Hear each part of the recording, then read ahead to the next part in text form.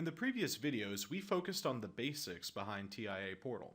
This included the navigation of Portal, how to manage our projects, and a look into the editors we'll use most often. All of those videos were done offline, meaning we were not actually talking to a device on our network. In this video, we're going to show you how to go online with your devices, which is very important, because going online is the main way in which you will be able to troubleshoot your system. To go online with a device in your project, single click on it from the project tree and then press Go Online. You will know that you are online because you'll get the status information saying that it is connected to the device. Up here at the project tree, the title bar will be highlighted in orange to indicate that you are online with some device. And when you are online with that one device, it will have icons on the right of it indicating the health of that device.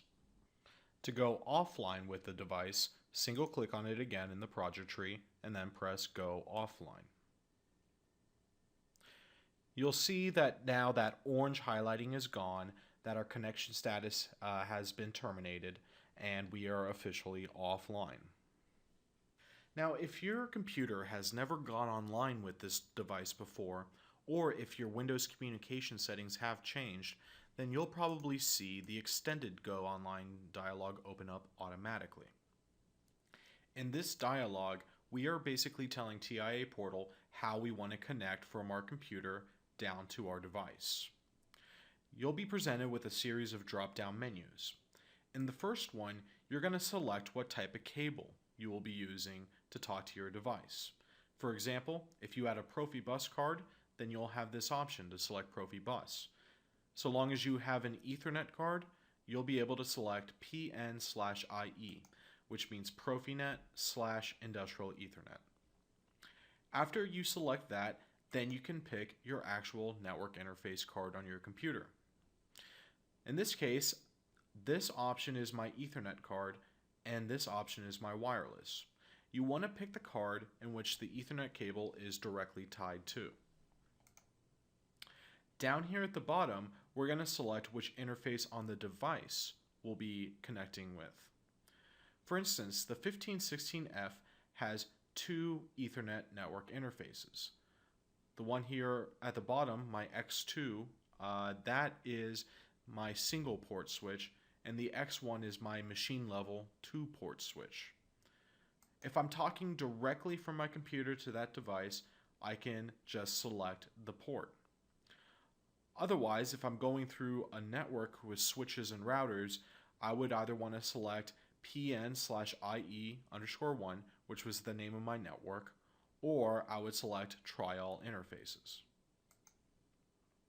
Once you've made your selection there, click on Start Search. This will now look on the network and find any 1516F type PLCs.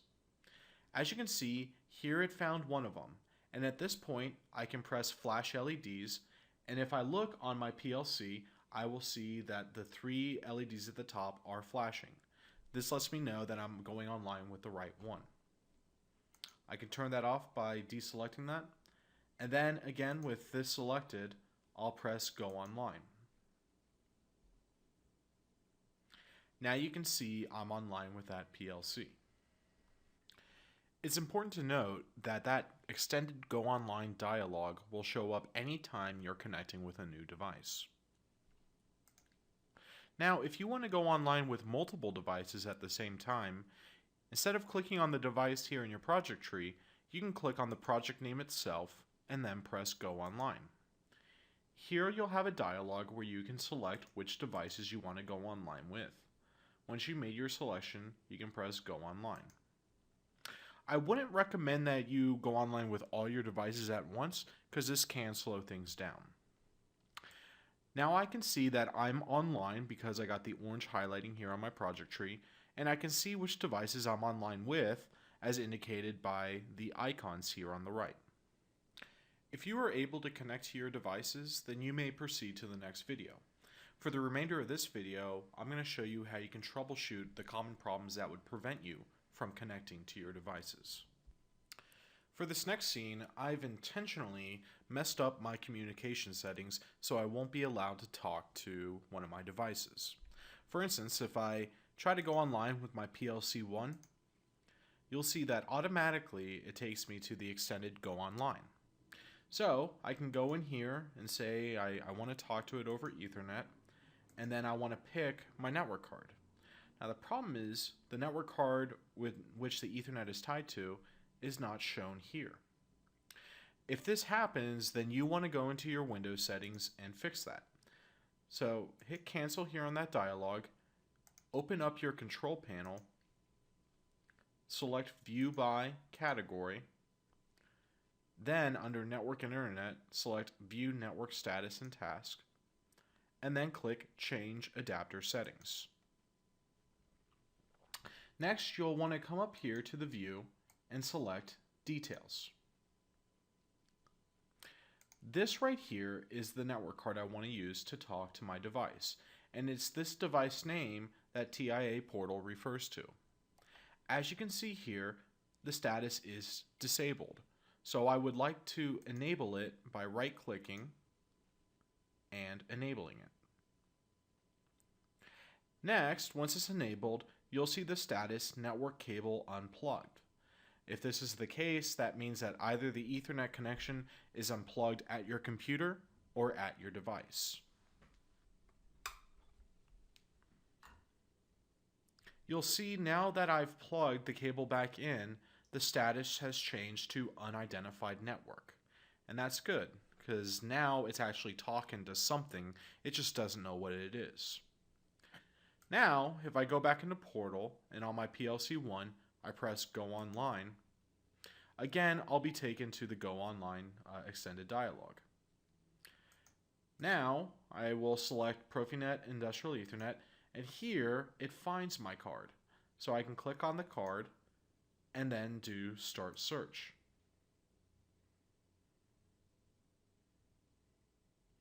You'll see that it has pulled up the device, it found it, but I get this error. If I click on this message saying display only error messages, I can see it said fail to establish a connection to this device.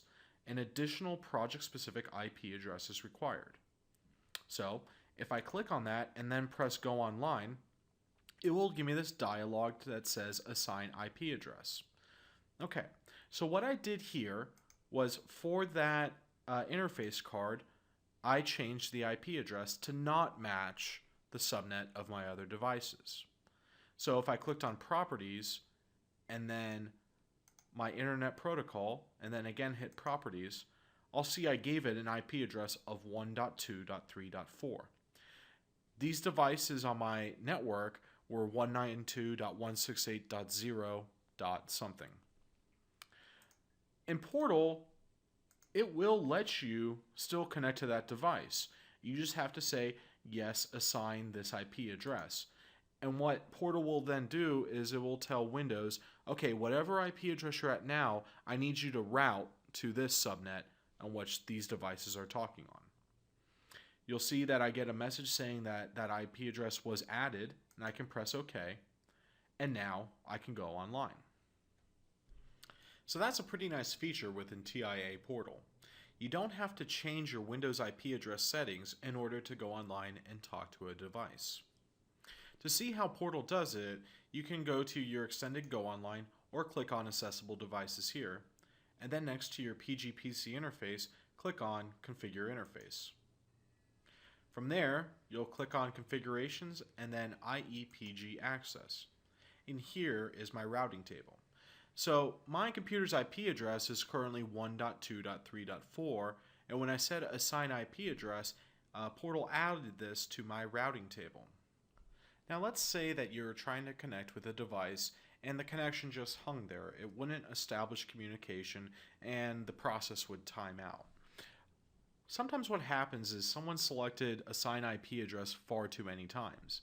And what that does is that will give you this massive routing table, meaning that Portal has to try all these different IP addresses until it can connect successfully using one of them.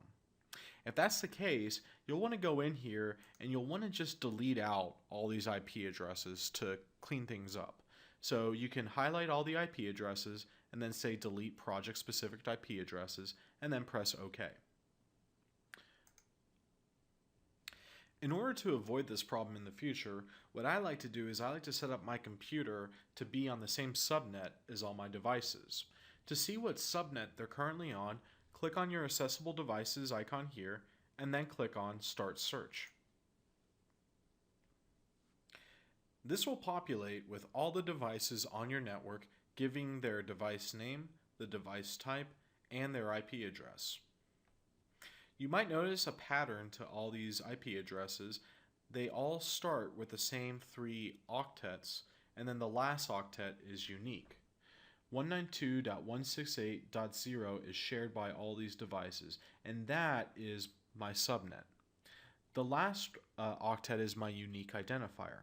So what I want to do is I want to make sure my computer is set up to be on that same subnet, but also to give my computer its own unique identifier. So here I'm going to go back into my adapter settings and then right click on the Ethernet card I'm using and then select Properties. From here I'm going to scroll down to Internet Protocol version 4 and click Properties again. I want to make sure that I've selected Use the following IP address to make this a static IP address, and then here I want to type in the IP address that puts me on the same subnet. So here I'm going to type in 192.168.0, and then for this last octet I want to make that unique, so I'll say 123. The subnet mask is typically going to stay like this, 255.255.255.0. Once I set that up, I will press OK and close. Now, whenever I go on with online with a device, it will not ask me to assign an IP address. It will just take me directly to that device. Now, at this point, if you're still having trouble connecting to your device, I would recommend going into your adapter settings and disabling all other adapters except for the one you're using to connect to your device. If you're still having issues connecting with a device, I'd recommend restarting Portal or restarting Windows and trying this again. But now we're online with our devices, we can begin to get back their diagnostics information. And in the next video, we will do just that.